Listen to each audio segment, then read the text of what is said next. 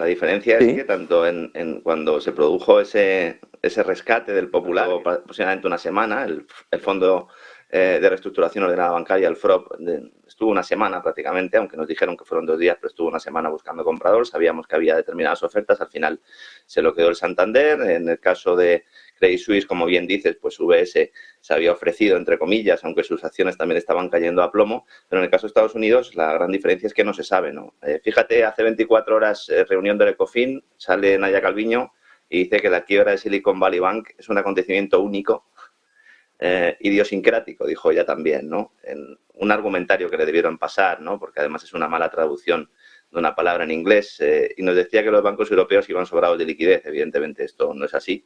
A mí me maravilla el concepto de liquidez preventiva que se han sacado de la manga para intentar defender el rescate de Credit Suisse, diciendo, bueno, no hay problema de liquidez, pero bueno, por si lo hay, le voy a dar 50.000 milloncejos a ver qué pueden hacer con ellos, ¿no? Es pervertir el lenguaje para no asumir esa realidad que el sistema financiero mundial es un gran fraude, pero no hoy, es un gran fraude desde 1913, desde que se crea la Reserva Federal en la isla de Jekyll, y especialmente desde que Nixon abandona el patrón oro. Hay una manipulación monetaria basada en el sistema del falso dinero, que es dinero-deuda, que solo puede acabar en crisis financieras recurrentes como la actual. Por lo tanto, cuando hace unos meses aquí yo insistía mucho en que la crisis financiera iba a llegar, no es porque tuviera ninguna bola de cristal, sino simplemente porque es que es así, es que se cumple así, ¿no? Ahora mismo el Banco Central Europeo está preguntando a todas las entidades a través de sus diferentes apéndices, en España a través del Banco de España, para saber qué exposición tienen todos a Credit Suisse. Y el primero que no se cree que se haya producido un rescate completo de Credit Suisse es el Banco Central Europeo. Esto hay que tenerlo muy claro. Entonces ahora mismo está haciendo un sondeo y está preguntando a ver qué exposición tiene cada uno de Credit Suisse. Credit Suisse tiene un problema fundamental, que es el tema de los derivados, igual que en el caso de Deutsche Bank. No se sabe realmente cuánta exposición puede tener. Ni siquiera Credit Suisse cuánta exposición puede tener el mismo a determinados productos financieros. Están sentados sobre una montaña de derivados y es el mayor riesgo que hay en este momento. Ningún banco tiene liquidez suficiente para soportar una pérdida de confianza. Ninguno en el mundo. Y los bancos centrales fueron creados precisamente para dar la liquidez necesaria, para evitar la quiebra, siempre que los activos de ese banco tengan un valor determinado, aunque no sean lo suficientemente líquidos para venderlos. Esa es un poco la clave. Pero es que en esta crisis el problema no es que esos activos, esa deuda pública y privada, no sea líquida. Hay compradores para ellos, sino que el valor al que se venden es inferior al que tienen anotados en los libros, lo cual genera un agujero que debe ser cubierto con nuevo capital. Ahí sí que hay problemas, porque nadie quiere meter capital en los bancos, a pesar de que los burócratas y los analistas económicos nos llevan meses diciendo que el sector bancario está muy fuerte por la subida de tipos y que hay que invertir en él. No, señores. Esto, Alberto Iturralde lo ha explicado muy bien en este canal, no voy a insistir mucho en ello. Son los reguladores, los grandes bancos de inversión, las gestoras de fondos, quienes han elegido el momento para hacer saltar la chispa que prendiera fuego un sistema cuyos cimientos ya estaban destruidos, porque nunca tuvieron una base adecuada para levantar un edificio financiero con calidad. Solo hay que ver la actuación de Goldman Sachs en la quiebra de Silicon Valley Bank.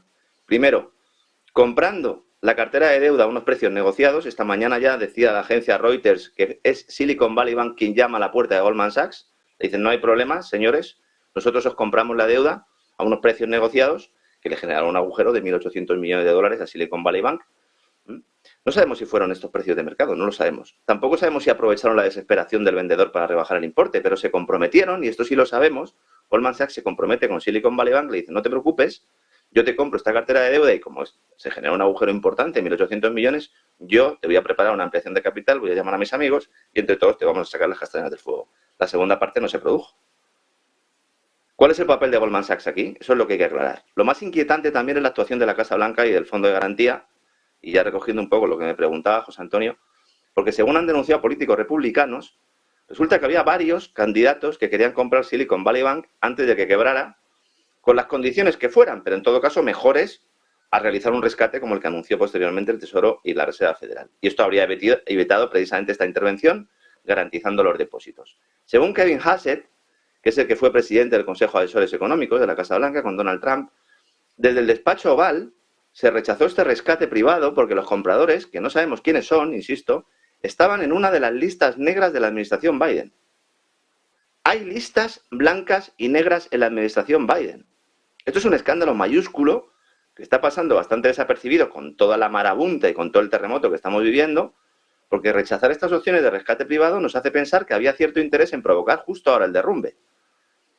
Las circunstancias estaban preparadas para el derrumbe, pero hay alguien que tiene que tocar la corneta, y ese que toca la corneta previamente ha vendido.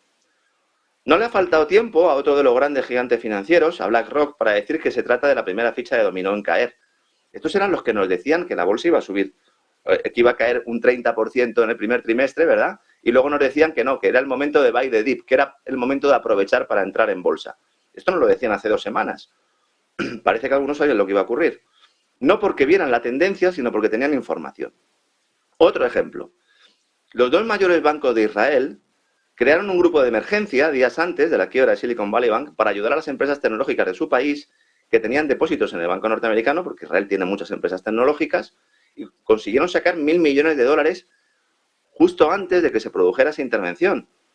Todo esto lo debería investigar la Reserva Federal en esa supuesta auditoría que dice está realizando, y la verdad es que no tiene que irse muy lejos, es que no tiene ni que coger el teléfono, porque todos estos sospechosos habituales que estoy citando trabajan desde hace años dentro y fuera de la Reserva Federal y del Tesoro de Estados Unidos, guiando las decisiones de política económica y monetaria de Estados Unidos.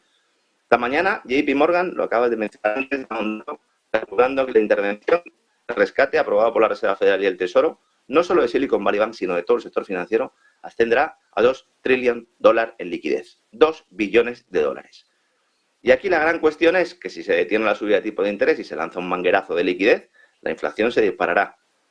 No descartemos que se rescate a la banca mientras se siguen subiendo tipos de interés, destruyendo a los hogares, destruyendo a las empresas. Ambas opciones acaban en desastre. Es imposible que tanto la Reserva Federal como el Banco Central Europeo acierten. Todas las opciones que tienen van a ser erróneas. El desastre necesario para implantar las divisas digitales de banca central, que esto ya lo expliqué aquí el pasado martes y no me voy a extender. Por cierto, que Rusia está viendo todo esto desde la barrera porque como su sistema financiero fue parcialmente desconectado de las tuberías de la banca occidental, ahora están diciendo que podrían no sufrir el impacto que tendrá todo esto en la banca anglosajona y europea. Veremos hasta qué punto la banca rusa puede escaparse de esta crisis financiera, lo cual ya sería de aurora boreal.